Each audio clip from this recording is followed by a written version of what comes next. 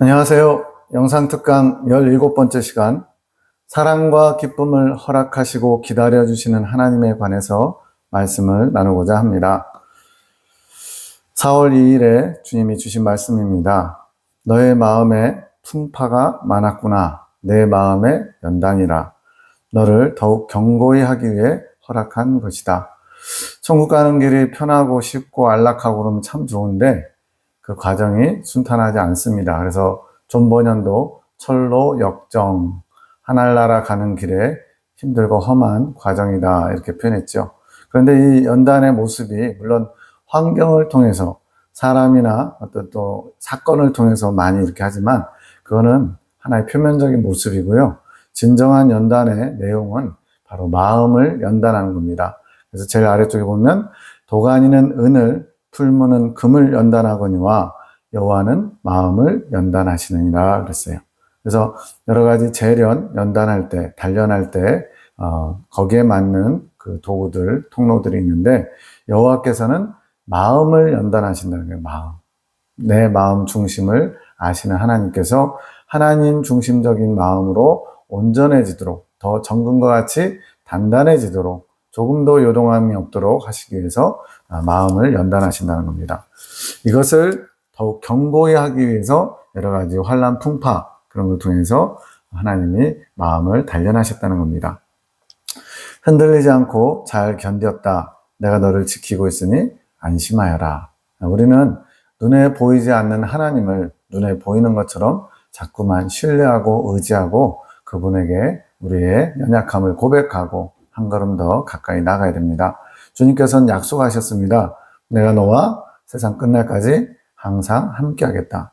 이 약속을 믿는 우리가 이제 그 약속을 붙잡고 순간순간 우리를 약하게 만들고 우리를 할 수만 있으면 넘어뜨리는 마귀의 계계로부터 하나님을 더 바라봄으로써 이겨낼 수 있습니다. 즉 여러 가지 어려움을 이겨내는 것은 그 환경을 극복하기 위해서 뭔가 우리가 대단한 의지를 들여서 강력하게 대처하는 것보다는 하나님을 주목하는데 우리의 마음과 생각을 힘써야 됩니다.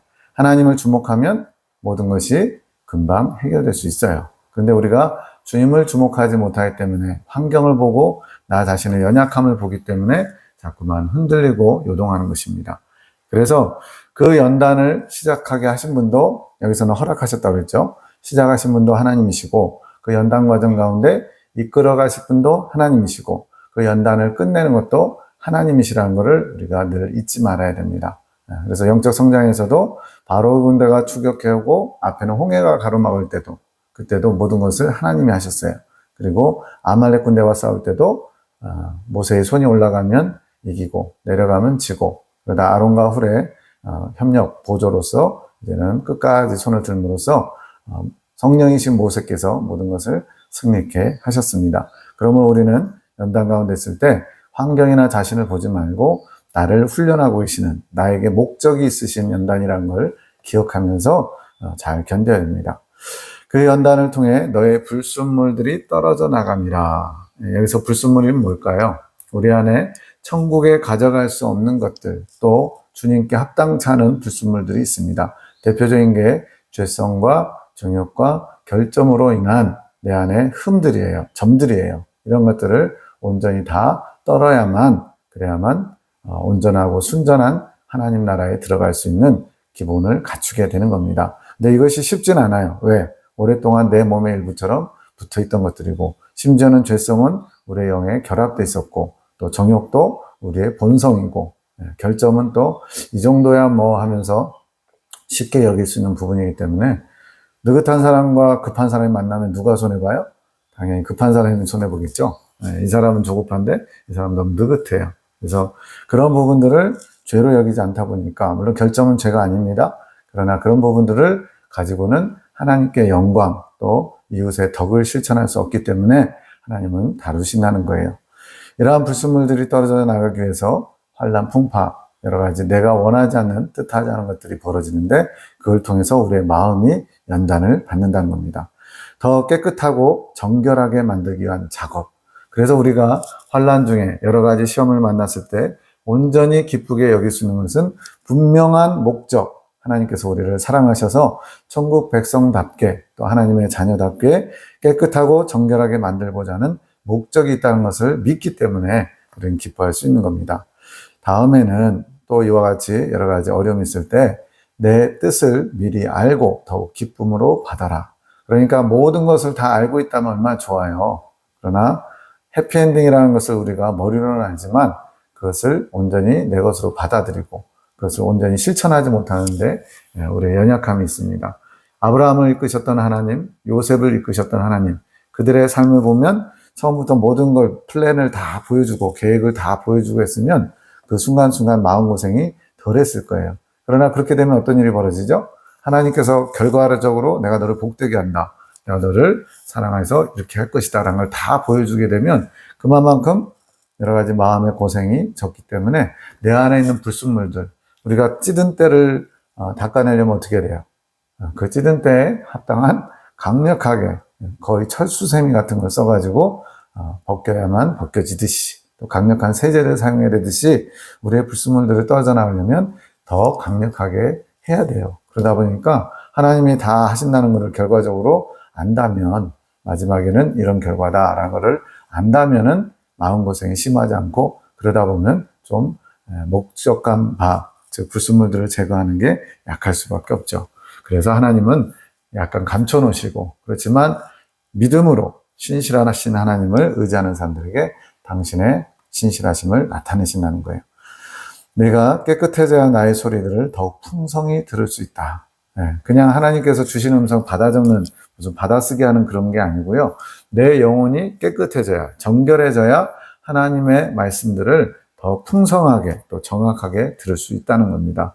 이것은 제가 수도관 얘기를 자주 하는데 수도관 생각하면 딱 맞아요. 수도국에서 깨끗한 물로 정화시켜가지고 보냈는데 관이 오래되거나 낡아서 녹물이 나오고 또 온갖 오염된 것들이 있으면 아무리 깨끗한 거를 흘려보내도 마지막 종착지에서는 녹물이 나올 수밖에 없다는 거예요. 그래서 그 관을 깨끗이 하는 게 우리의 어떤 사명이기도 하고 또 우리를 정결케 해야만 하나님의 음성을 풍성하게 또 제대로 잘 들을 수 있다는 겁니다. 그래야 내가 주는 비밀들을 더욱 알게 된다. 우리는 그리스도의 일꾼이요 하나님의 비밀을 맡은 자로서 하나님의 비밀들을 캐내는 겁니다. 이것을 다른 표현으로 보화를 캐낸다라고 합니다. 이 보화는 감춰져 있기 때문에 아무나 알 수 없고 아무나 캐낼 수 없는 겁니다. 하나님을 사랑하고 하나님께 쓰임받는 사람들을 통해서 알게 되는 거예요. 너의 부족함도 나에게 맡겨라. 안 부족한 사람이 어디 있어요? 모든 거에 퍼펙트한 사람은 거의 찾아보기 어렵습니다. 이 부분이 괜찮으면 이 부분이 이상하고 이 부분이 괜찮으면 또 저 부분이 문제고 그게 우리의 어떤 모습이에요. 그런데 그러한 부족함도 하나님이 아시고 부르셨다는 게 중요해요. 하나님은 베드로를 부르실 때 그의 성급함이나 그의 어떤 경솔함 이런 것들을 아시고 부르신 거지 그가 더 잘할 거라고 내 뜻대로 잘할 거라고 기대하면서 부르시진 않았다는 거예요. 그래야 내가 주는 비밀들을 더 알게 되고 너의 부족함도 나에게 맡기고 그러면 내가 네게 맡길 때에 나의 부요함으로 채워줄 수 있다. 우리가 주님께 맡긴다. 즉 주님이 우리에게 맡기시는 일들, 사명들이 있는데 그 전에 우리가 먼저 해야 되는 건 우리도 주님께 맡겨야 돼요. 마치 물건을 주고받는 거 같죠. 나를 주님께 맡기고 그래서 나를 주님께 맡긴다는 건 나의 안에 있는 여러 가지 염려와 근심과 걱정 이런 것들을 다 주님께 마치 물건을 맡기듯이 맡겨버리는 거예요. 그러면 주님도 당신의 비밀들을 우리에게 맡겨서 선지자들을 통해서 하나님의 뜻을 이루신다는 겁니다. 네가 나에게 너의 모든 것을 맡길 때 나의 부요함으로 채워줄 수 있다. 즉 등가관계라고 해야 되나요? 물건을 우리 안에 있는 이 불순물들 제거해야 될 것들을 주님께 드리면 그 자리에 공간이 생기겠죠. 그것을 주님의 것으로 채워준다는 거예요. 그리고 이것은 부요한 것이라는 거예요. 나의 능력을 덧입게 된다. 다음에는 자책하지 말아라. 아마 뭔가 송 원장님의 마음을 힘들게 하는 나의 부족함을 고백하는 연약함 때문에 마음이 원래 소심한 분인데 더 위축되게 만드는 일이 있었던 것 같아요. 그것 때문에 주님 보시기에 자책하는 모습, 연약해진 모습으로 나타난 것 같아요. 그것이 너를 더 고통 속으로 가두는 것이 된다. 주님은 우리에게 기쁨을 주기 원하세요. 항상 기뻐하라 그러셨잖아요. 심지어는 환난을 만날 때 즐거워하라고 그랬고요. 여러 가지 시험을 만날 때 온전히 기쁘게 여기라고 그랬어요. 근데 왜 우리가 자꾸만 연약해서 근심하고 두려워하고 낙심하고 좌절하고 고통을 느끼느냐? 스스로가 가두는 거라는 거예요. 스스로가. 아마 이 말씀을 듣는 분들 중에도 해결되지 않은 많은 문제들 때문에 고통 가운데 있는 분들이 아마 평안하신 분보다 더 많을 것 같아요. 그럼 그런 고통이 도대체 주님이 내게 주고자 하시는 고통인지 아니면 내 스스로가 만들어낸 고통인지 잘 들여다보시기 바랍니다. 물론 환경 때문에 사람 때문에 우리는 힘들어할 수밖에 없는 연약한 존재들이에요. 그러나 우리 주님이 우리를 사랑하셔서 그러한 환경을 통해서 하고자 하시는 당신의 뜻을 이루면서 결국에는 우리에게 주고자 하는 것은 생명과 평안이라는 거예요. 그것을 우리가 믿고 지금 당장 이루어지지 않았지만 결국에는 그것이 우리에게 이루어질 것을 믿고 주님께 맡기는 겁니다. 너희 모든 염려를 주께 맡겨버리라 이렇게 말씀하셨잖아요. 그것을 통해서 주님께서 일하시게 된다는 겁니다. 그러면 더욱 육체까지도 힘들어지고 연약하게 된다. 육체까지도 힘들어진대요. 우리 영혼의 상태가 뭔가에 영향을 받으면 육체까지도 힘들어져서 더 연약하게 된다 말씀합니다. 내 스스로 가하는 고통은 아무런 유익이 없다. 너 스스로 아무리 그렇게 막 자책하면서 스스로 탄식해도 그것은 유익이 없다는 거예요. 말 그대로 쓸데없는 것이고 시간 낭비고 또 스스로를 괴롭게 하면서 손해보는 것이에요. 그래서 스스로 가하는 고통은 아무런 유익이 없다. 이번 일을 교훈 삼아라. 기도하지 않아서 더 힘들었던 것 아니겠느냐. 여기서도 기도하는 중요한 이유가 하나가 뭐냐면 주님의 뜻을 알고 주님께 나를 온전히 맡기기 원하는 그런 기도를 해야 된다는 거예요. 이 기도를 통해서 마치 아무 일도 안 일어날 것 같은데 주님께서 기도를 통해 그게 하나의 관이 돼서 주님의 평강이 내게 임하는 겁니다. 저도 어제 주일에 오전에 한두 시간 정도요. 마음이 뭔가가 이렇게 불안정하고 약간 흔들림이 있었어요. 그러면서 뭔가 이제 지나온 일들 중에 누군가를 탓하거나 원망하고자 하는 그런 마음들이 살짝 올라오는 걸 느낀 거예요. 그래서 이거는 주님께서 주신 마음이 아니라 내 안에 있는 연약함을 마귀가 공격하는구나. 그래가지고 한두 시간 동안에 제 안에서 영적인 싸움이 일어났어요. 그래가지고는 그것을 해결하고 이제 충주의 부모님 댁에 가서 예배를 드리게 됐습니다. 그러고 나니까 언제 그랬냐는 듯이 제 안에 그 요동이 없어요. 그러니까 이러한 요동들은 내 안에 어떤 빈틈이 살짝 보였고 그 빈틈을 마귀가 이제 마치 이렇게 송곳으로 이렇게 구멍을 내가지고 더 헤집어가지고 더 큰 구멍 만들려고 그런 작업을 하는 겁니다. 그럼 어떻게 하면 돼요? 빨리 그걸 캐치하고 그 부분을 빼내고 메우면 돼요. 근데 그게 어떻게 가능하냐? 주님을 바라볼 때, 주님을 온전히 바라볼 때 이것이 가능합니다. 이것은 경험을 해야 돼요. 모든 문제의 근원은 하나님께서 모든 것을 주관하시고 섭리하시기 때문에 하나님만을 온전히 바라보면 다 끝납니다. 그래서 믿음의 주요 온전케 하시는 이를 바라보자. 여기에 답이 있어요. 주님을 안 바라보고 환경을 바라보고 나를 바라보니까 너무나 힘든 겁니다. 그래서 주님을 바라본다는 건 또 뭐냐? 여기 나오잖아요. 기도로서 제가 주님을 바라봅니다. 주님을 의지합니다. 제 연약해진 이 모습, 연약함을 주님께 맡깁니다. 제게 주님의 평강의 평강을 더해 주십시오. 그걸 진심으로 간청하면 하나님께서 평강을 구하는 자에게 평강을 안 주시겠어요? 그래서 하나님께로부터 평강이 딱 임하면 언제 그랬냐는 듯이 마음의 풍파가 다 사라집니다. 저 위에 있는 것처럼 마음의 풍파가 있고 내 마음의 연단인데 이 연단은 저를 견고히 하기 위해서 더 정금같이 내 안에 있는 불순물들을 제거하기 위한 목적이 있기 때문에 당황하거나 두려워할 필요가 없다는 거예요. 자, 힘을 얻었으니 다시 파이팅하자. 주님께서 격려하신 겁니다. 주님은 우리가 언제나 평안하게 원하고요. 기뻐하게 원하고요. 힘있게 주님 앞에 바로 서 있기를 원하십니다. 자, 이거는 이제 이 예레미야 기도원을 운영하기 위해서 하나님께서 남편 되시는 김지사님 통해 오랫동안 해오신 석축 일을 이제 하나님께서 이제 그 안에 일하시는 분들 여러분 계실 거 아니에요. 그분들에게 오너 입장에서 이 남편 되시는 집사님이 조금 뭐랄까요, 섭섭하게 또 뭔가 이렇게 하나님 중심적이지 않은 것을 해가지고 그것이 좀 해결돼야 되는 상황이었어요. 그래서 주님께서 당부의 말씀을 하는 겁니다. 그들의 사무치는 원망이 쌓여 있다. 지금 함께 일하시는 분들, 도와주시는 분들 말하는 겁니다. 원망이 쌓여 있대요. 우리 성경에도 막 나오잖아요. 이스라엘 백성들이 애굽에서 종살이 하면서 하나님께 부르짖었어요. 너무 힘들다고. 우리의 구역을 왜 안 돌아보십니까? 또 주님께서는 과부들과 고아들의 그런 어떤 신원하는 것을 들으시겠다 그랬어요. 그 얘기는 뭐냐면 연약한 자들 또 나에게 어떤 원한을 갖고 있는 사람들의 기도를 주님께서 외면치 않으신다는 거예요. 그래서 우리는 할 수만 있으면 원수를 만들지 말아야 됩니다. 그것도 내 욕심 때문에, 나의 연약함 때문에 나와 관계가 불편해지면 그 사람의 원한, 원통함을 하나님께서 들으신다는 거예요. 그리고 그것을 누구한테 찾겠어요? 그 원통함을 만든 나에게서 주님이 찾으시겠죠. 그러면 얘기는 뭐냐면 바꿔 말하면 나는 할 수만 있으면 모든 사람으로 더불어 평화하고 원망 쌓이기를 하면 안 된다는 겁니다. 내가 그들의 마음을 괴롭게 하였구나. 내가 하는 모든 것이 너의 욕심에서 비롯된 것을 아느냐?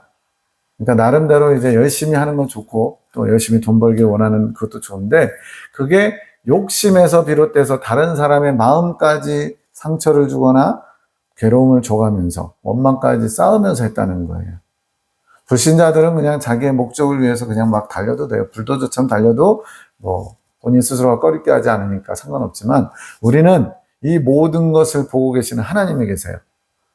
우리는 눈에 보이는 어떤 현상, 환경, 사람이 중요한 게 아니고 위에서 내려다보시는, 그래서 계시록에 보면 하나님 보좌에 네 생물이 이렇게 둘러싸고 있는데 그 네 생물의 몸에 온통 머리부터 발끝까지 눈으로 가득하다는 거예요. 온 세상을 감찰하시는 하나님. 그 눈을 피해서 할 수 있는 건 아무것도 없습니다. 심지어는 우리의 심령까지 겉으로 표현하지 않은 내면의 것까지 주님이 감찰하고 있어요. 우리가 죄를 범하지 않고 또 넘어지지 않으려면 항상 이런 주님의 시선을 의식하며 살아야 됩니다. 저도 돌아보면은 예전에 주님의 이런 걸 다 알고 있었어요. 머리로는 알고 있었어요. 그런데 혼자만의 시간, 혼자만의 공간에서는 주님 보시기에 부끄러운 일들을 자행했던 거예요. 여러 가지 음행을 하기도 하고 주님 앞에 부끄러운 모습을 보이면서도 그냥 회개하면 되지 뭐 이런 마음으로. 근데 이러한 회개하면 되긴 돼요. 그러나 이론적인 것이고 실제로는 그러한 회개에 이르지 않도록 철저하게 자기를 성찰하면서 그러한 삶을 살아야 돼요. 그래서 오늘날 회개 만능주의에 빠져가지고 오늘날 기독교인들이 뭐든 무슨 죄든 살인을 저질렀든 어떤 악행을 저질렀든 회개하면 된다고 생각을 해요. 물론 회개하면 주님께서 용서하시긴 합니다. 그러나 회개는 그렇게 단순한 게 아니에요. 진정한 회개는 회개에 합당한 열매를 맺는 것입니다. 그래서 회개라는 단어를 보면 뉘우칠 회자, 고칠 깹자. 뉘우치고 고쳐져야 그게 회개지. 그냥 뉘우치는 거, 주님 앞에 고백만 하는 거, 그것도 진심이 담겨있지 않은 그냥 마치 습관처럼 타성처럼 뉘우치기만 하는 거를 회개인 줄 착각하고 있어요. 그건 회개가 아닙니다. 뉘우치고 고쳐서 다시는 그런 일을 저지르지 않는 게 주님이 받으시는 회개고 그것을 세례요한은 회개에 합당한 열매라고 얘기하는 거예요. 너의 욕심에서 비롯된 것으로 말미암아 너와 함께하는 일꾼들이 지금 원망이 너에게 지금 올라오고 있다는 거예요. 우리는 정말 이것을 의식해야 됩니다. 내 한마디 상처 준 거, 나의 행동 하나로 누군가가 실족하게 된 거를 주님께서 다 보신다는 거예요. 실족하는 일이 없을 수는 없지만 실족해 하는 자는 화가 있다고 주님 분명히 경고하셨어요. 본의 아니게 내가 모르고 할 수는 있죠. 그러나 그것조차도 주님 앞에서 정산을 해야 됩니다. 그래서 우리는 늘 깨어있어서 자기를 성찰하는 그게 필요합니다. 이제는 나의 지혜로 모든 관계를 맺어가기 원한다. 너의 지혜, 너의 생각, 너의 어떤 그 계획 이걸로 한라석축을 이루어가지 말고 나의 지혜로 하기를 원한다. 관계도 마찬가지. 네가 가지고 있는 어떤 역량과 네가 가진 어떤 지식, 지혜를 가지고 사람 관계를 맺으려고 하지 말고 모든 걸 나를 통해서 하라는 거예요. 나를 통해서. 주님이 니들이 알아서 해라고 이렇게 하지 않아요. 주님은 우리에게 나를 통해서 뭔가를 이뤄가라 말씀하시는 거예요. 내가 너의 모든 관계들을 회복하게 해주겠다. 너는 그들의 힘든 마음을 헤아리지 않았다. 아무래도 이제 오너 입장에서 시키고 여기서는 시킴을 받다 보니까 의견 충돌이 일어날 수 있잖아요. 그럴 때 무조건 내가 시키면 시키는 대로 해. 독재죠, 독재. 그걸로써 어떤 화합된 모습을 가지기는 어렵습니다. 때로는 내 말이 맞을 수도 있어요. 그런데 상대방이 그것을 받아들일 준비가 안 돼 있으면 내 뜻을 잠시 무르든지 또는 조금 더 가까이 다가가는 이런 타협을 찾아야 돼요. 근데 그런 힘든 마음보다는 내 뜻이 옳으니까 무조건 하시오 라는 강압적인 태도를 했다는 거예요. 지금은 네가 달라지고 싶어하고 지금까지 해온 것이 주님 보시기에 합당치 않았구나 깨달은 겁니다. 나의 뜻을 행하기 원하며 그들을 사랑하기를 진정으로 원하고 있다. 이거는 이제 말로만 고백한 게 아니고 주님이 그 심령을 아시기 때문에 이런 마음을 품었다는 걸 아시는 거예요. 주님은 우리가 말하지 않아도 우리 마음속에 품은 마음의 자세를 다 알고 계십니다. 그래서 때가 되었기 때문에 내가 이렇게 명백히 알려주는 것. 때가 되었다. 이젠 네가 내 말을 들을 준비가 됐고 내 뜻을 이행할 준비가 돼서 알려주는 것이다. 이제 뭐예요? 알려주면 실천만 하면 돼요. 내 지혜를 풀어준다. 네 머리로, 네 계산으로 하지 마라. 그건 아무리 해도 뭔가 문제를 만든다. 나의 지혜가 필요하다. 내가 기도하면 내가 알게 할 것이고 관계들을 회복해 할 것이다. 항상 우리는 모든 인간관계에서 나와 그 사람만을 생각하면 안 돼요. 항상 중재자이신 또 우리의 사이에 그 모든 것을 주관하시는 주님을 모시고 해야 돼요. 주님을 모시고. 그래야만 관계가 하나님 중심적으로 아름답게 이루어질 수 있습니다. 이것이 풀어지지 않고서 기업이 든든히 서갈 수 있겠느냐. 서로 원망하고 미워하고 그냥 똥이 더러워서 피하지 뭐 무서워서 피하냐 하면서 그냥 마음에 어떤 마음의 부담을 담아두어서 그렇게 관계를 대면대면 갖는 거 가지고는 기업이 설 수 없다는 겁니다. 모든 것이 다 적용하는 거예요. 가족 관계도 그렇고 친구 관계도 그렇고 이런 기업체도 그렇고 하나님과 함께하는 그런 사랑만이 진정한 사랑입니다. 하나님이 빠지면 서로 이해관계가 자기의 이익 중심으로 모든 걸 판단하게 돼 있어요. 저 사람이 나한테 이익이 되면 가까이 하고 저 사람을 가까이 했을 때 손해볼 것 같으면 멀리 하고 우리는 너무나 이기적인 그런 본성을 갖고 있기 때문에 내가 사람들 앞에서 침묵하기 원한다. 여러분도 이제 그 말하는 거 좀 좋아하시고 장난기 있는 말을 좀 잘 하셔요. 저랑 비슷한 게 있는데 근데 주님은 차라리 침묵하라는 거예요. 입을 다물면 실수를 덜 하니까. 그래서 야고보서에 아주 잘 나오죠. 말에 대해서. 그래서 차라리 침묵하면 범죄를 덜 하게 되고요. 또 주님도 말에 실수가 없으면 온전한 자다 말씀하셨고요. 또 어린 양이 어디로 있는지 따라가는 자인 교회 시대 이긴 자들 14만 4천 명도 그 입에 거짓이 없고 흠이 없는 자들이라고. 즉 말에 실수가 없으면 하나님 보시기에 어느 경지에 도달했다고 인정해 주시는 거예요. 그래서 막 엄청난 일, 막 뭐 순교하고 막 복음을 전파해서 나라를 막 전체를 다 하나님께 돌아오게 하고 그런 일을 안 하셔도 내 개인의 영성, 개인의 모습에서라도 우리는 얼마든지 할 수 있는 부분들이 있어요. 너의 말들이 그들을 아프게 하며 괴롭겠다. 이제는 사랑의 말을 해라. 이제는 불편하게 하고 또 원망을 쌓는 그런 말들을 했다면 이제는 완전히 전환돼서 사랑의 말. 사랑이 아니면 아예 입 다물라는 거예요. 주님의 사랑으로 전하는 게 아니면 아예 말하지 말라는 거예요. 이게 훈련되면 놀라운 일들을 하십니다. 왜? 하나님이 우리의 말을 통해서 일하시거든요. 그 말들이 그들을 치유해 갈 것이다. 이분의 능력으로 치유하는 게 아닙니다. 하나님이 그 사랑의 말들을 타고 그들의 심령의 아픈 것들을 치유하신다는 거예요. 이건 눈에 보이지 않는 영역에서 일어나는 거기 때문에 단번에 할 수는 없지만 하나님이 지금 약속하셨잖아요. 이걸 믿고 실천만 하면 되는 거예요. 너의 수고 없이 그냥 관계가 회복된다고 생각하지 마라. 즉 가만히 그냥 하나님 저분들의 마음 상처 주님께서 치유해 주세요 하고서 마치 이렇게 그것까지 떠넘기는 거. 제가 아까 말씀드렸죠. 우리가 주님께 떠넘겨야 되는 거는 우리 안에 있는 죄성과 정욕과 결정과 같은 불순물들을 주님께 맡기는 거예요. 그리고는 주님께로부터 주님의 것을 받아서 이제는 전하는 통로가 되는 겁니다. 이래야 되는데 그냥 주님이 알아서 해주세요. 주님께서 직접 그들을 찾아가서 위로하시든가 말든가 이런 태도가 아니라는 겁니다. 너의 수고와 사랑, 희생 없이는 안 된다는 거예요. 관계 회복이. 데살로니가전서 4장 6절 조금 축소한 건데요. 분수를 넘어서 형제를 해하지 말라. 이 모든 일에 주께서 신원하여 주심이니라. 신원한다는 건 갚아주신다는 거예요. 분수를 넘어서. 그러니까 어떤 하나님께서 넘지 말아야 될 선을 우리에게 주셨어요.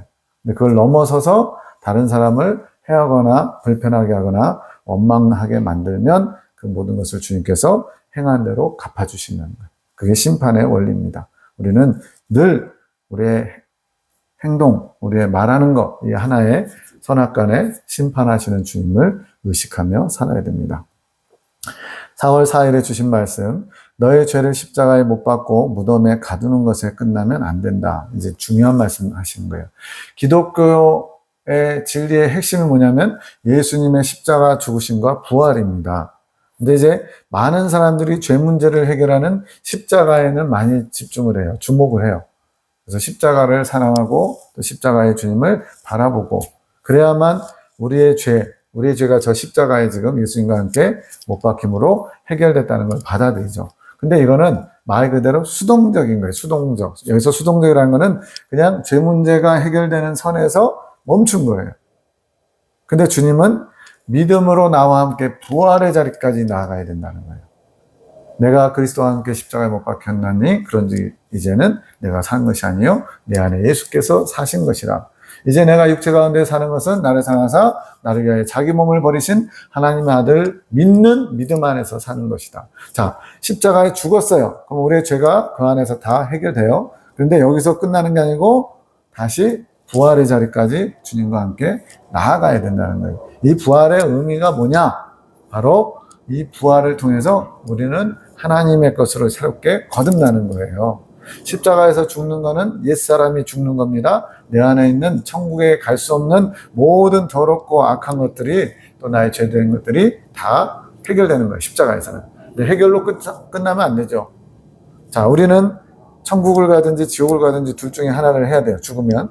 그런데 십자가에서 죽는 것은 지옥 형벌이 면제되는 거예요. 말 그대로 너희 죄 문제가 너희를 지옥으로 가게 한다 해서 이 지옥 형벌인데 십자가의 죽으심을 받아들이고 내가 거기에 동참하면 지옥 형벌이 면제되는 거예요. 근데 문제는 천국 가야 되잖아요. 천국 가려면 내 안에 더러운 것들을 빼고 그 안에 새로운 것들. 그래서 천국은 모든 게 다 새 거예요. 그래서 새 하늘과 새 땅, 부르는 노래는 새 노래, 또 우리는 새로운 피조물. 근데 그리스도 안에 있으면 이제 십자가의 도인데 십자가에서 예수님과 함께 죽으실 분대로 다시 예수님 부활하실 때 우리가 같이 부활에 동참한 겁니다. 물론 2000년 전에 있었는데 왜 그것이 나에게 적용되느냐? 하나님이 그렇게 보시는 거예요. 우리가 어떤 의견을 내거나 우리가 조언한 게 아니라 하나님이 일방적으로 예수님 안에 다 담으셔서 죽이셔서 죄 문제를 해결하시고 부활하실 때 다 우리도 부활시켰다는 거예요. 그러면 지금 우리가 왜 믿으면 된다, 믿음을 강조하냐면 그 예수님 안에서 부활했다는 것을 우리가 직접 보지도 않았고 그 현장에 있지도 않았지만 믿음으로 이제 이걸 오늘날 우리 현실 속에 끌어오는 거예요. 그래서 부활신앙을 가져야 된다는 겁니다. 지금 4월 4일이잖아요. 아마도 21년 4월 4일이 부활주일이었던 것 같아요. 지금 주일에 주님이 부활과 관련해서 말씀하시는 거예요. 모두들 십자가의 능력만 생각하는데 실은 부활의 능력이 있다는 거예요. 물론 십자가에도 죄 문제를 해결하는 주님의 귀한 능력이 있죠. 근데 주님이 원하시는 능력은 죄 문제를 도말하는 능력뿐만 아니라 이제 새로운 삶으로 나아가는 하나님 나라에 합당한 사람으로 변화시키는 능력을 우리에게 주시기 원하시는 거예요. 부활이 없다면 십자가는 그냥 죽음일 뿐이다. 반쪽짜리예요. 죽고서 끝나요. 죽은 걸로 끝나요. 죄 문제가 해결됐어요? 지옥 형벌은 면제예요. 근데 그 다음에는요. 지옥으로 안 가면 어딜 가야 돼요? 천국 가야 되는데 그냥 십자가만 생각하면 천국은 우리에게 허락되지 않는 겁니다. 부활에 이르러야 돼요. 모든 신앙의 중심은 부활이다. 하지만 반드시 십자가를 통한 부활이다. 죽음 없이는 부활이 없죠. 부활은 다시 산다는 거는 죽음의 원수를 이기고 사는 거잖아요. 내가 하는 게 아니라 주님이 하셨고 그 주님을 내 안에 모시고 내가 그분 안에 있음으로써 이것이 가능케 됩니다. 그래서 십자가의 죽음과 부활이 둘 다 능력인데 초점은 더 부활에 맞춰야 돼요. 왜? 죽음은 말 그대로 옛사람을 해결하는 것뿐이에요. 부활은 내가 새 사람을 덧입는 거예요. 믿음으로 취해야 된다는 거예요. 이것이 내가 지식으로 내가 뭔가를 노력해서 엄청나게 많은 수고와 애씀으로 취하는 게 아니고 주님이 하신 일을 그대로 내 안에 받아들이는 거. 머리로 하는 거하고는 다르다고 그랬습니다. 믿음은 아는 것이 내 것이 돼야 돼요. 나를 위한 죽음, 나를 위한 부활. 그래서 그것을 점차 만들어가는 겁니다. 믿음이 딱 깨닫는 순간에 믿음이 확 들어와가지고 막 믿음이 이렇게 견고하게 서는 게 아니에요. 그래서 로마서 1장 17절에 믿음으로 믿음에 이르게 한다 그랬잖아요. 그래서 과정이 있는 겁니다. 즉 우리가 처음부터 예수님 믿자마자 십자가의 죽으심과 부활이 내게 능력으로 나타난 게 아니고 일단은 죽음을 경험해야 돼요. 그리고는 부활의 자리까지 나아가기 위해서 우리가 지금 광야의 점을 가는 겁니다. 즉 예수님 믿고 출애굽하는 것은 십자가의 죽음으로 지옥과 빠이빠이를 했어요. 그런데 주님이 원하시는 천국에 이르는 가나안 땅에 들어가기 위한 그 능력을 갖기 위해서는 부활의 능력을 취해가는 과정이 있다는 거예요. 그것을 우리는 광야 40년 연단 과정이다 이야기한 겁니다. 그래서 내용이 깊기 때문에 나중에 영적 성장론 할 때 더 자세히 다루겠습니다. 믿음으로 강하고 담대한 자는 원수 마귀가 두려워 떤다. 자, 믿음으로 담력을 가진 사람은요, 원수 마귀가 떤대요. 우리가 원수 마귀보다 더 강해서가 아니고 믿음을 가진 자는 예수님을 가진 자예요. 마귀는 예수님을 두려워할 수밖에 없죠, 당연히. 왜? 하나님의 아들이 죄와 사망의 권세를 이기고 승리하셨기 때문에. 이미 승리하신 거예요. 그 승리하신 분이 내 안에 있어요. 그것을 마귀도 보는 겁니다. 나 자신을 보면 도저히 마귀와 싸울 수가 없는데 내 안에 계신 예수님이 마귀와 싸워 이길 수 있는 능력을 주시는 거예요. 나는 내가 강하고 담대한 자가 되기를 진실로 원한다. 주님은 계속 우리에게 말씀하십니다. 나는 네가 두려워하고 낙심하고 근심하고 주저앉아 있고 자책하고 이런 모습을 원치 않아. 네가 나로 인해서 강하고 담대하게 원해. 너는 약한 자이지만 너는 나를 소유한 자이기 때문에 너는 강한 자야 말씀하시는 거예요. 너에게 부활의 능력이 온전히 임하기 원한다. 이 성경에는 온전이라는 단어가 많이 나와요. 그러니까 이 부활의 능력도 단번에 이루어진 게 아니고 차츰차츰 점진적으로 이루어지는 겁니다. 믿음이 성장한다는 것은 부활의 능력을 점차 갖춰간다는 얘기예요. 중요한 사항이다. 십자가의 능력은 중보다. 여기서 중보라는 걸 뭔가 이렇게 가운데서 이걸 조율하는 거잖아요. 십자가의 능력, 즉 예수님의 보혈의 능력이 우리의 죄를 사하시는, 우리의 죄 문제를 해결하는 그런 중보의 능력을 갖고 있다는 거예요. 이것도 능력이라는 거예요. 그런데 이 십자가의 능력뿐만 아니라 부활의 능력까지 갖춰서 다른 사람에게 그것을 전달하는 도구요, 통로로 쓰임받아야 된다는 거예요. 너는 부활의 능력을 외쳐라. 바로 알고 바로 외쳐라. 내가 그렇게 할 수 있게 할 것이다. 부활의 능력을 알지 못하면 영적인 진보가 늦다. 즉 아까 말씀드렸죠. 예수님의 십자가 죽으심에 동참해서 출애굽. 그래서 출발을 하게 돼요. 믿음의 출발. 그리고는 하나님의 나라 가나안 땅에 들어가기 위한 그 여정이 광야 40년 여정인데 이 과정 가운데 사실은 예수님이 십자가에 죽으셨어요. 그리고 3일 동안 음부에 계셨어요. 그죠? 그리고는 부활하셨죠.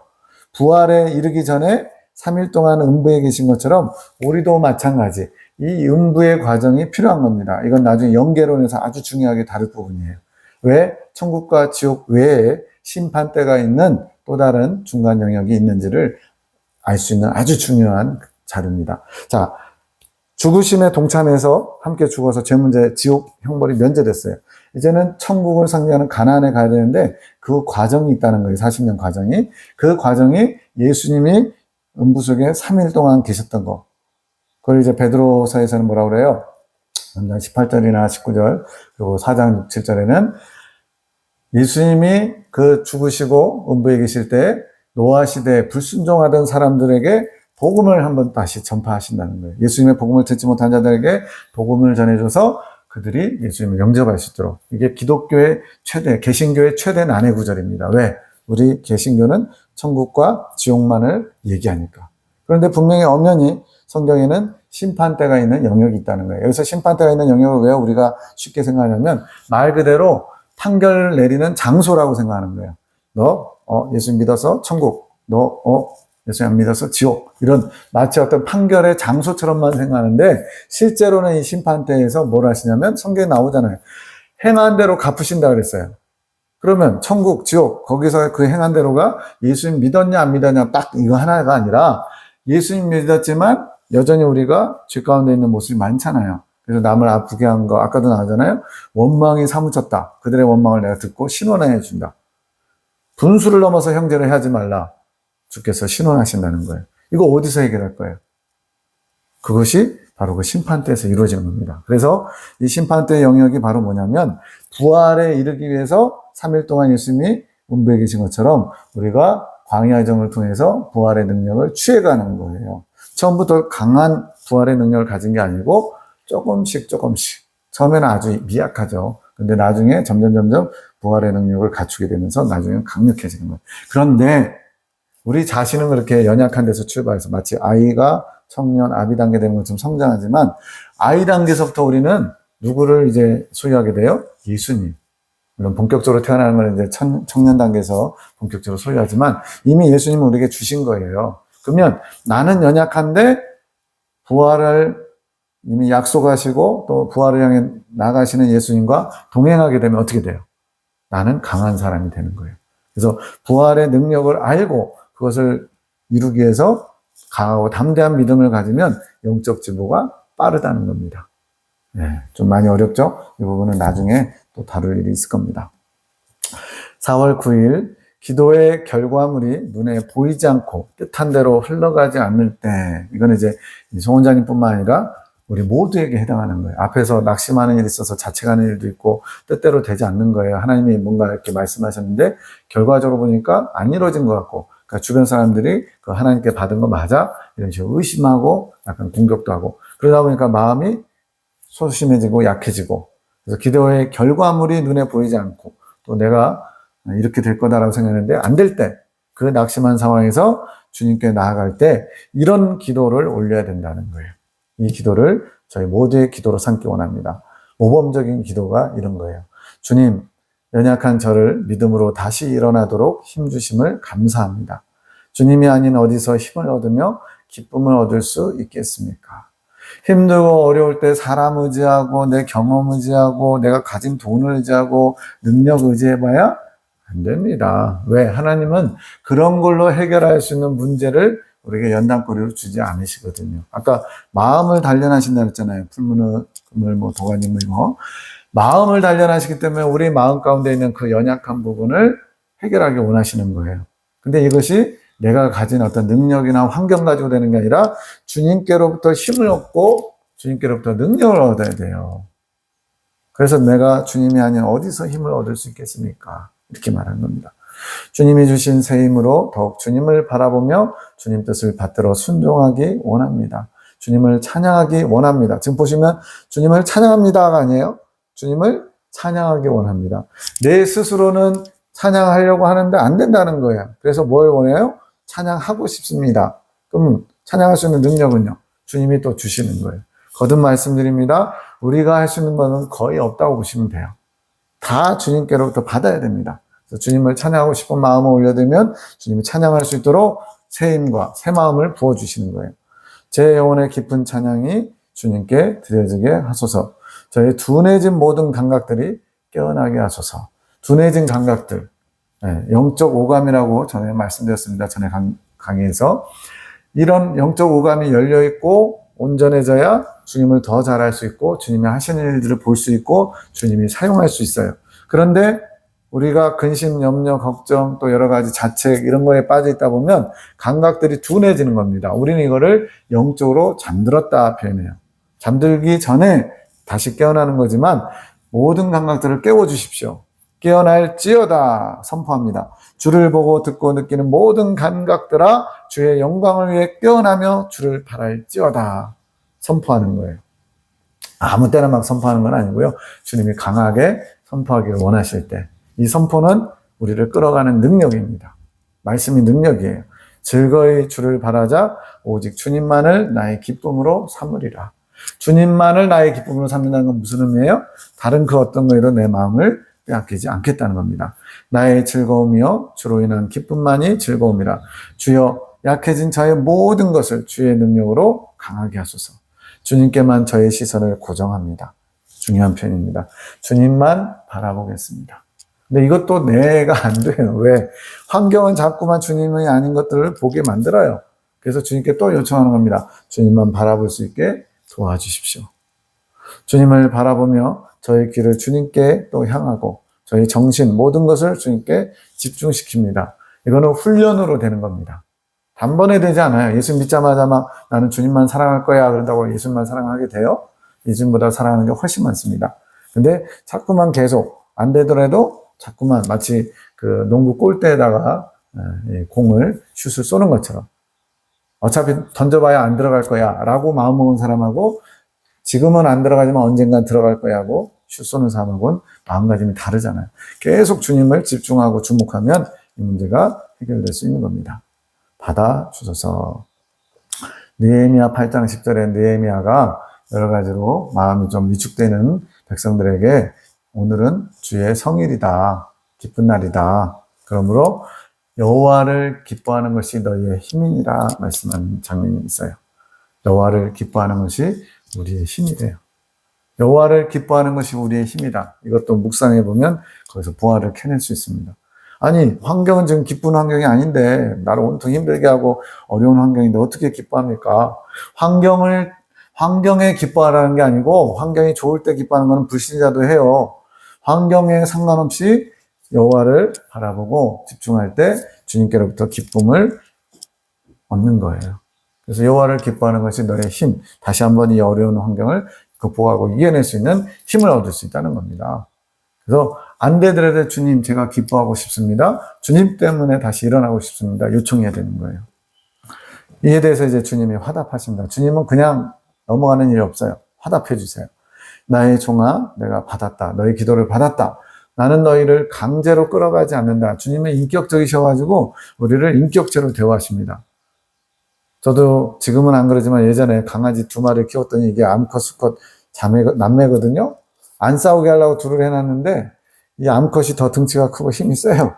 그리고 2마리를 같이 묶어놨더니 먹는 것 때문에 싸우고 또 서열 정리한다고. 저는 남매나 서열 정리 안 할 줄 알았어요. 근데 이게 한쪽은 남자애라서 공격적이고 한쪽은 여자애라서 더 등치가 크고 먹는 걸 좋아하고 힘도 세요. 그러다 보니까 둘이 날마다 싸워요. 그러다 보니까 제가 막 발로 뻥뻥 찹니다. 막 싸우지 말라고. 지금은 이제 안 그러겠죠. 근데 강제로라도 쥐어패서라도 저는 그 동물들을 그렇게 다뤘던 거예요. 동물학대 거기서 보면 이제 또 고발 들어갈 수도 있는데 이미 떠났습니다. 없습니다. 강제로 끌어가지 않는다는 거예요. 동물 대하듯이 막 대하지 않고 인격적으로 너희가 원하고 사모하는 마음으로 구할 때 내가 이끌어간다. 얼마나 인격적이세요. 주님은 주님이시고 우린 종이에요. 종들에게도 막 하대하고 홀대하고 막 똑바로 안 해? 이게 아니고 너희가 원하고 사모할 때 내가 그 마음을 받아 내가 이끌어간다. 참 좋으신 분입니다. 너희 모두가 지쳐있구나. 힘을 내라. 너희 믿음이 나의 능력을 가질 수 있다. 지금 계속 믿음을 강조하죠. 이 믿음은 허상이 아닙니다. 믿음은 바라는 것들의 실상입니다. 믿음의 실체는 성령이라고 그랬죠. 성령님이 내 안에서 왕성하게 활동할수록 나의 믿음도 견고해지고 더욱더 주님의 능력을 끌어오게 됩니다. 나로 인한 기쁨들을 회복하기 원한다. 기뻐해라. 아무런 근심 걱정하지 마라. 그것이 너희의 기쁨을 빼앗아간다.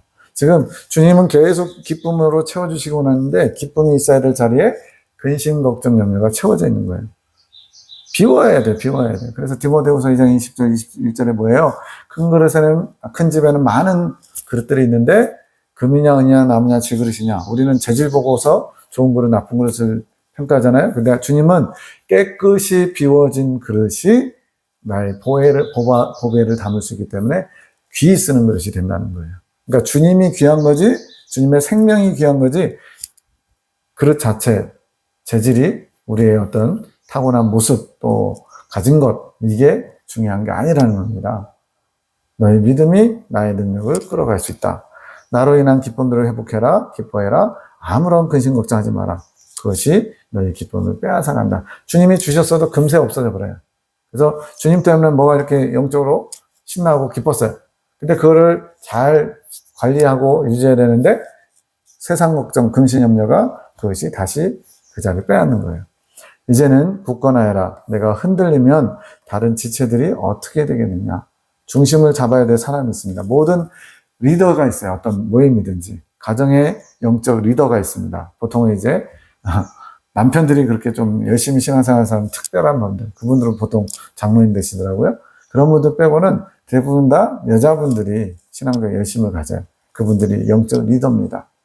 우리는 뭐 사회에서는 가장 남자가 리더지만 하나님 보시는 관점은 좀 달라요. 그래서 네가 중심을 잘 잡고 있어야 다른 지체들도 흔들리지 않는다. 마치 어떤 텐트를 치면 텐트의 중심 뼈대가 있거든요. 그거를 흔들어 버리면 와르르 무너지는 거예요. 다시는 뒤로 물러가지 마라.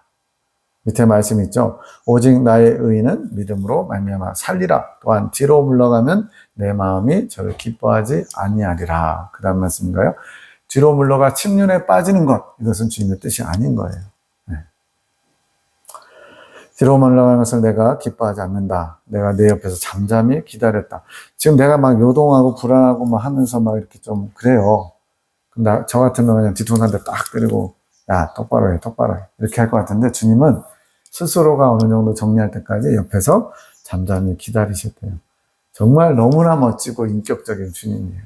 이런 주님을 만나야 됩니다. 뭔가 강제로 막 좋은 것을 착취하나 하는 그런 하나님으로 잘못 전달돼가지고 무섭고 뭔가 이렇게 대가를 요구하는 그런 예수님을 전하는 사람들이 많습니다. 이제 더욱 강건하게 앞선 나를 바라보며 따라오너라. 내가 앞장선다. 너는 잘 따라오기만 하면 돼. 네가 뭔가 앞장서서 뭔가 하려고 하지 마. 힘들지 않니? 우리가 힘든 이유의 하나가 뭐냐면 주님보다 앞서갈 때. 제가 말씀드렸잖아요. 길을 잘한다고 생각해서 앞서갔다가 형과 엄마를 잃어버리고 한밤중에 울고 있었다. 6살 때인지. 주님보다 앞서가면 안 돼요. 주님의 뒤를 잘 따라가는 것만이 우리가 잘 가는 길입니다. 내가 너와 함께하며 다시 힘차게 내가 이끄는 대로 가자. 주님은 언제나 우리와 함께 계십니다. 내가 순간적으로 주님을 놓칠지라도 주님은 저를 바라보고 계세요. 약속입니다. 내가 세상 끝날까지 너희와 항상 함께하리라. 나는 잠깐 주님을 안 보고 딴 데를 보는데 주님은 그렇지 않는다는 거예요. 4월 12일 나의 사랑하는 자야 이제 깨어났구나. 주님께서 이제 보시기에 그 영이 깨어나서 주님의 일을 감당할 수 있는 주님의 말씀을 받을 준비가 됐다는 거예요. 나를 향한 너의 몸부림을 내가 보았다. 그 몸부림으로 다시 깨어남을 내가 허락하였다. 여기서도 허락이라는 단어 나왔죠. 주님께서 그냥 모든 걸 다 주실 것 같은데 주님은 우리의 모습을 보고 과정을 허락하셔요. 그 과정을 통과하면서 처음에 말씀드린 단단해지도록 그런 연단의 환경을 허락하십니다. 이러한 몸부림 없이는요. 하나님 나라 들어가기 쉽지 않아요. 왜? 하나님께서 우리를 바꾸시기 원하시거든요. 근데 그냥 바뀌기도 전에 하나님 다 기도할 때마다 응답을 다 줘요. 그러면 어떤 일이 벌어지냐? 제가 고등학교 2학년 때인가 천마산이라고 하는데 기도원을 갔는데 부흥사가 오신 것 같아요. 이분이 좀 땅땅하게 생기신 분이 막 이렇게 기적도 나타나나 봐요. 그래서 막 믿으시면 아멘 하면서 막 제스처도 이상한 거 제가 지금도 생각납니다.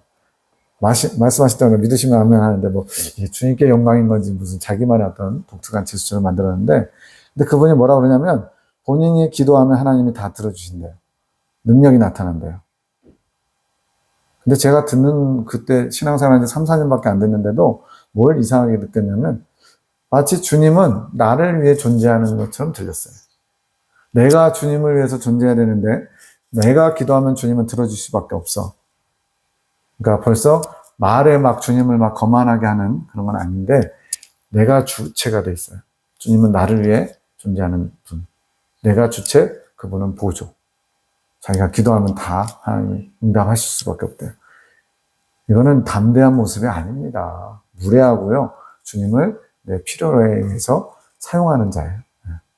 주님은 우리가 주님을 사용하기 원합니다. 그러나 겸손하게 종의 자세에서 주님께 정말 청을 드리는 게 그게 주님을 사용하는 거예요. 근데 막 내 뜻대로 주님이 따라온다, 끌려온다 이런 식으로 생각하면 안 된다는 거예요.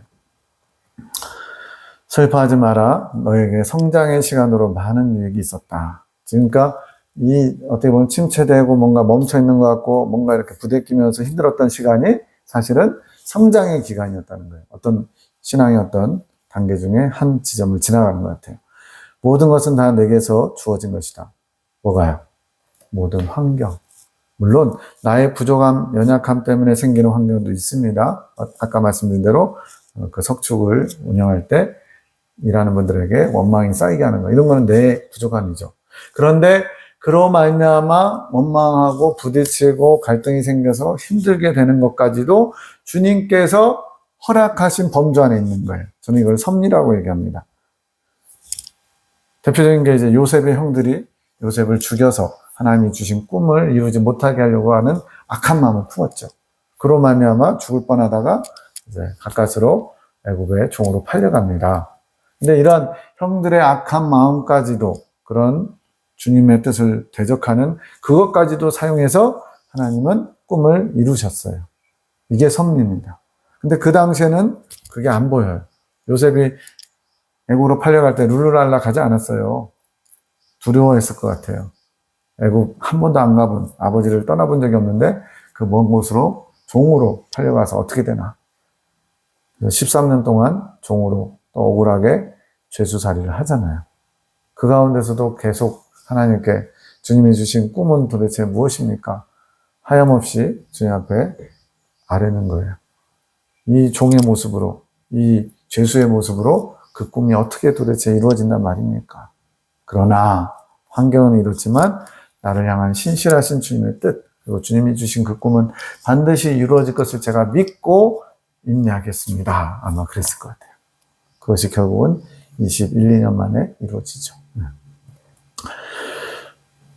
모든 것은 다 내게서 주어진 것이다. 우리는 이걸 잊지 말아야 된다. 이걸 다른 말로 하면 모든 것은 주님의 주권 아래 일어나는 일이다. 하나님의 주권 아래 일어나는 일이에요.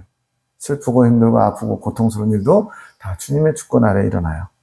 시간 낭비했다고 생각하지 마라. 우리가 경제적인 어떤 논리가 우리는 다 있어요. 그래서 막 시간이라든가 물질이라든가 수고라든가 거기에 맞는 대가가 있어야 된다고 하는 게 우리의 논리예요. 근데 주님은 그런 것이 시간 낭비가 아니라는 거예요. 너를 더욱 단단하게 굳건하게 세워가는 가정이었다.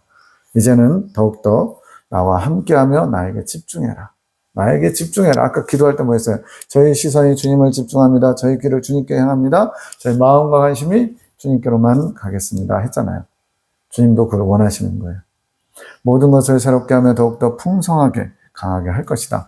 네가 이 과정을 거쳤기 때문에 그전보다 더 풍성하게 또 강하게 알아들을 수 있고 또 전달하는 통로로 도구로 준비됐다. 다시 나를 향해 힘써라. 이제는 네가 약하다고 생각하지 마라. 너는 없다. 여기서 또 중요한 표현 나왔죠? 너는 없다. 이거 무슨 말이에요? 주님이 연구가 없다 이거 아니고요. 너는 없다라는 표현은 네 생각, 네 감정, 네 의지. 너는 도구일 뿐이야. 주인이 쓰는 거지 도구가 일의 결과까지 염려하지 마. 도구는 그냥 도구로 써서 충실하면 돼. 이 얘기예요. 도구가 자꾸만 주인이 져야 될 책임, 또 결과물, 거기까지 생각할 필요 없다는 겁니다. 주님이 하라는 대로 했어요. 결과적으로 그게 안 됐어요. 그것 때문에 낙심할 필요 없다는 겁니다. 왜? 주님이 주님의 일을 하신 거니까 주님이 책임지시는 거예요. 근데 당장 내 눈에 안 보인다고 낙심하고 이러면 내가 주인의 자리에 앉는 겁니다. 위험한 거예요. 네가 없고 나만 있다면 어찌 약하다고 할 수 있겠냐. 왜요? 내 안에 지금 주님이 계셔요. 근데 나라는 한꺼풀을 벗기니까 주님이 딱 나타나요. 주님이 나타나면 어떤 일이 벌어지냐? 아까 그랬죠. 마귀가 두려워 떤다고. 강하고 담대한 믿음을 가지면 마귀가 두려워 떤다는 것은 내 안에 계신 주님이 표면으로 드러나는 겁니다. 나는 주님 뒤로 숨는 거예요. 이게 얼마나 중요한지 몰라요. 근데 내가 주님보다 앞서가지고 자꾸 나를 드러내려고 하면 마귀가 비웃으면서 나를 아주 조롱하는 거예요. 내가 지금 마귀에게 조롱거리가 됐는지 아니면 정말 마귀도 나를 두려워하는지. 나 때문에 두려워하는 게 아니에요. 내 안에 계신 주님 때문에 마귀도 두려워하는 겁니다. 주님을 전면으로 내세워야 돼요. 그러려면 나는 없어야 됩니다. 내 생각, 내 뜻, 내 어떤 감정.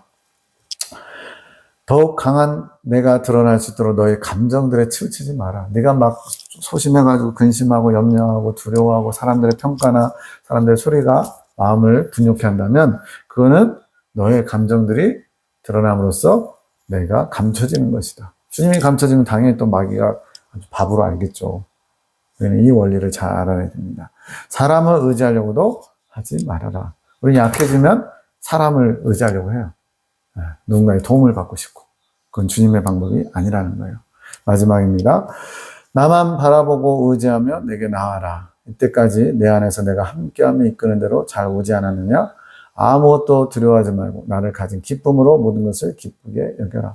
아무것도 염려하지 말고 오직 모든 일에 기도와 간구로 너희 구할 것을 감사함으로 하나님께 아뢰라. 그리하면 모든 지각에 뛰어난 하나님의 평강이 그리스도 예수 안에서 너의 마음과 생각을 지키시리라. 이 말씀이 그대로 여기 있는 거예요. 아무것도 염려하지 말라는데 염려하면 그거는 죄 짓는 겁니다.